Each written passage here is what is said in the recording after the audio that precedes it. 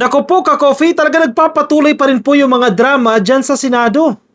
Ano na naman to, Amy Marcos? Nagpakalat ka na naman ng fake news.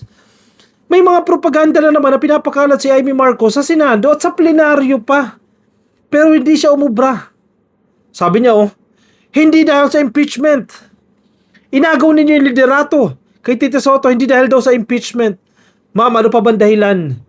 Yung mismong araw na yan, transmit yung articles of impeachment mula sa House of Representatives. Tapos sasabihin mo, hindi para sa impeachment? Alam ninyo may ebidensya kayo Nakuha ninyo. Nakatunog kayo na talagang tutuluyan si Sara Duterte. At nangyari nga, natuluyan siya sa House of Representatives at talagang lilitisin siya dyan sa Senado. Dahil si Tito Soto ang Senate President dyan. Kaya nag-acting kayo dyan, nagdrama-drama kayo dyan, pinapasok nyo si Bato para agawin yung leadership dyan sa Senado. Tapos kanina, acting na naman kayo.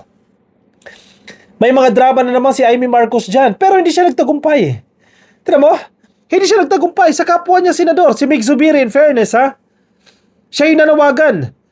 Actually, iginigate niya na dapat burahin sa record ng Senado yan. Burahin yung fake video ni Amy Marcos na kung ano-ano pinagsasasabi laban sa administrasyon at laban sa mga kapwa niya senador. Sinusugan po yan ni Senator Raffy Tulfo. At ayan, natakot din. Tinanggal niya. Pina-withdraw niya.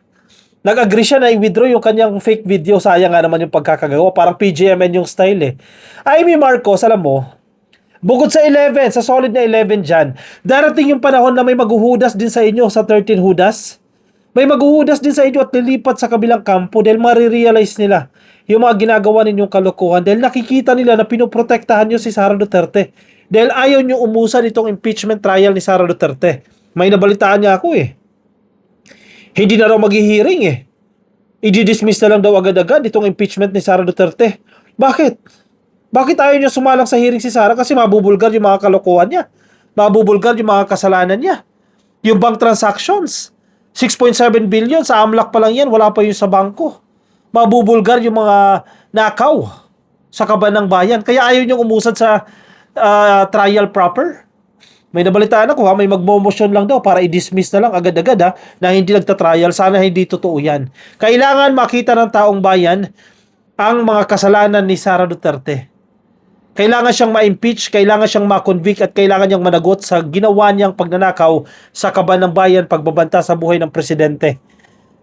Malaki po ang nawala sa pera ng taong bayan at dapat siyang managot. At kayo mga senador, huwag niyong protektahan si Sara Duterte.